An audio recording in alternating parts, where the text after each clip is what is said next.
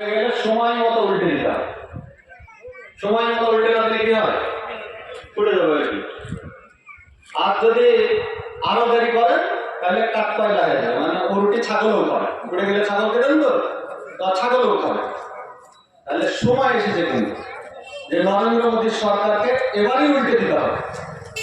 মানে ভালো শাখা হয়ে গেছে আমাদের যে গায়ে জ্বালা, এই যে 45 ডিগ্রি টেম্পারেচারে না জ্বালা, নরেন্দ্র মোদী আর এই মমতা ব্যানার্জি তার চাইতে বেশি জ্বালা ধরিয়ে দিয়েছে আমাদের পেটে।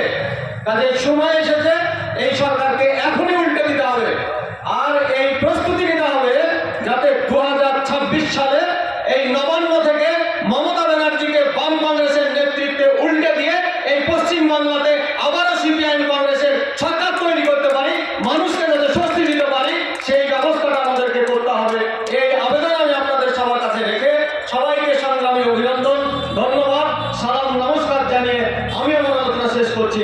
ইনকলাব জিন্দাবাদ, ভারতের কমিউনিস্ট পার্টি মার্ক্সবাদী জিন্দাবাদ, বাম কংগ্রেস ঐক্য জিন্দাবাদ।